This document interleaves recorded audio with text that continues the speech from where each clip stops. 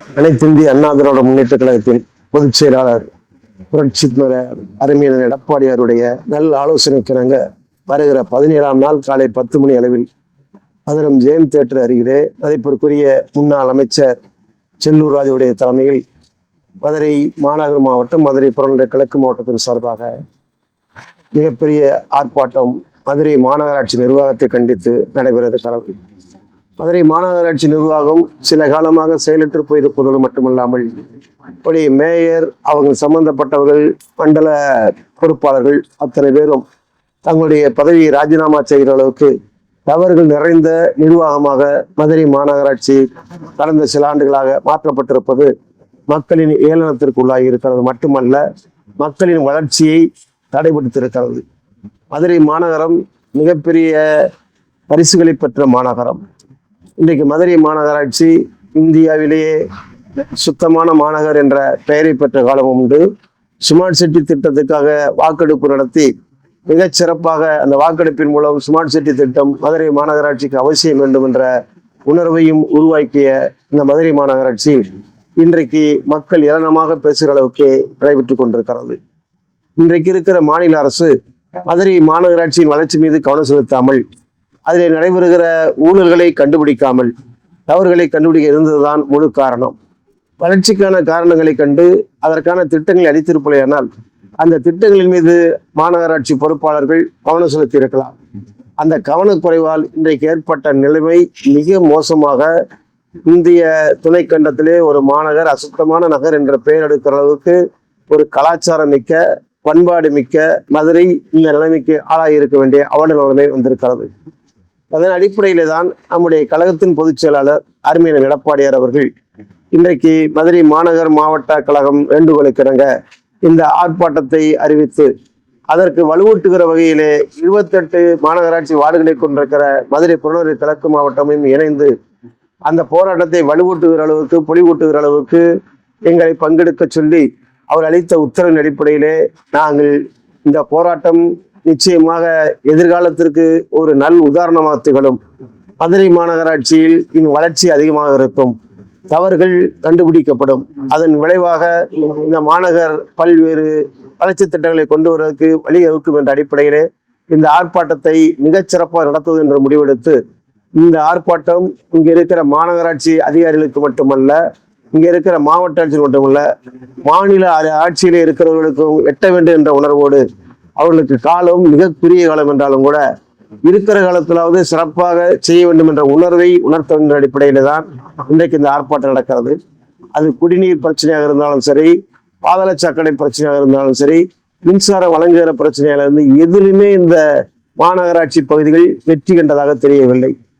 ஏறக்குறைய இந்த மாநகராட்சி விரிவாக்கப்படுவதற்கு முன்னால் வெறும் 50 கிலோமீட்டர் சுற்றுலா உள்ள பகுதியாக இருந்தது. 100 வார்டுகளாக விரிவாக்கப்பட்ட பிறகு ஏறக்குறைய 148 கிலோமீட்டர் சுற்றுலா உள்ள பகுதியாக இந்த விரிவாக்கப்பட்ட பகுதி இருக்கிறது. அப்படி இருக்கிற போது இந்த விரிவாக்கப்பட்ட பகுதிக்கு பல்வேறு திட்டங்களை கொண்டு வர வேண்டிய கடமை இந்த அரசுக்கு இருக்கிறது. நான் மாநகராட்சி மேயராக பொறுப்பேற்றவுடன் மாண்புமிகு முதலமைச்சர்கள் தன்னுடைய முதல் பட்ஜெட்டிலேயே மதுரை மாநகராட்சிக்கு மட்டும்தான் 250 கோடி ரூபாய் ஒதுக்கீடு செய்து இங்க இருக்கிற கால்வாய்களை சீரமைப்பதற்காக, இரும்பு சிமெண்ட் சுவர்கள் எழுப்புவதற்காக அன்றைக்கு வடிவமைத்து கொடுத்தார்கள். ஆனால் அதற்கு பிறகு இந்த அரசின் மீது, மாநகராட்சி மீது கவனம் செலுத்தியதாக தெரியவில்லை. இங்கே இருக்கிற அமைச்சர்களும் அது போன்று அதற்கான வழிவகைகளை கண்டுபிடித்ததாக தெரியவில்லை. ஆகவே இன்றைக்கு நிலைமை எல்லோரும் விமர்சனம் செய்கிற அளவுக்கு, ஊடகங்கள் விமர்சனம் செய்கிற அளவுக்கு உருவாகியிருக்கிறது. எங்களுடைய காலகட்டத்தில் சாலைகளில் மாடுகள் தருவதை கட்டுப்படுத்தி இருக்கிறோம், பெருநாய்கள் சுற்றித் திரிவதை கட்டுப்படுத்தி இருக்கிறோம். இது தவிர குப்பைகள் எங்கிருந்து கிடைத்தாலும் அதை தடுப்பதற்கு, குப்பைகளை உரிய இடத்துல அதை கொண்டு போய் சேர்ப்பதற்குரிய வழிவகைகளை லாரிகளாக இருந்தாலும் டம்பர் பின் மூலமாக பல்வேறு திட்டங்களின் மூலமாக அதை செயல்படுத்தினோம். ஆக நாங்கள் 4.5 ஆண்டு காலத்திலே அங்கே உரிய வகையிலே பல்வேறு சாலைகள் போடப்பட்டன. அம்ருத் திட்டமும் அன்றைக்கு ஸ்மார்ட் சிட்டியின் திட்டத்தின் கீழ் பல்வேறு திட்டங்களை கொண்டு வந்து இங்கே சிறப்பான வழிவகைகளை செய்தோம். குடிநீர் பிரச்சனைக்கு மணலூரிலிருந்து மதுரை தெப்பக்குளத்து அருகில் இருக்கிற குடிநீர் தொட்டிக்கு தண்ணீர் கொண்டு வந்து அதை பல இடங்களுக்கு அந்த குடிநீர் கிடைக்கிற அளவுக்கு வாய்ப்பு செய்தோம். வைகை கரையோரத்தில் இருக்கிற அந்த குப்பையில அகற்றுகிற பணியிலே நாங்கள் அன்றைக்கே செய்திருந்தோம். வைகையிலே கலக்கிற சாக்கடையை தடுப்பதற்கான வழிவகைகளை செய்து அதற்கான திட்ட அறிக்கையை தயார் செய்து அதில் முன்கூட்டி அந்த பணியை ஆரம்பித்தோம். லோயர் கேம்பிலிருந்து இங்கே குடிநீர் வருவதற்கு அருமையான எடப்பாடியார் காலத்திலே உத்தரவிடப்பட்டாலும் புரட்சி தலைவி அம்மா காலத்திலேயே அதற்கான திட்ட அறிக்கை தயாரிப்பதற்கான வழிவகையை செய்து நாங்கள் மாமன்ற உறுப்பினர்களுக்குள்ளே தீர்மானத்தை நிறைவேற்றி லோயர் கேம்பிலிருந்து மதுரைக்கு குடிநீர் திட்டத்தை கொண்டு வர வேண்டும் என்ற செய்தியினை, அந்த அறிக்கையினை, திட்ட அறிக்கையினை அன்றைக்கே தயாரிக்க ஆரம்பித்து விட்டோம். அது குடிநீர் பிரச்சனையும் அதிமுக அரசு கவனம் செலுத்தியது. பாதாள சாக்கடை திட்டத்தையும் அதிமுக தான் அறிவித்து கிழக்கு பகுதியில் வைகை வடகரை பகுதி, வைகை தென்கரை பகுதி 2 பகுதியாக பிரித்து வைகை வடகரை பகுதியில் முதல் கட்டமாக பணியாற்றியது. தென்கரை பகுதியில் ஆற்ற வேண்டிய திட்ட அறிக்கையும் இப்போது இந்த அரசால் இன்றைக்கு அறிவிக்கப்பட்டு கூட அது நடைமுறைப்படுத்தப்படாமல் இருக்கிறது. அது எந்த செயல் திட்டமும் இந்த மாநகராட்சிக்கு இந்த அரசு, இப்போது இருக்கிற அரசு, திமுக அரசு கொடுக்கவில்லை.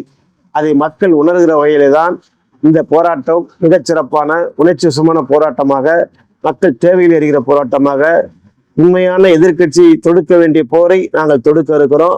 ஆகவே இந்த வகையிலே இந்த போராட்டம் சிறப்புமிக்க போராட்டமாக இருக்கும்.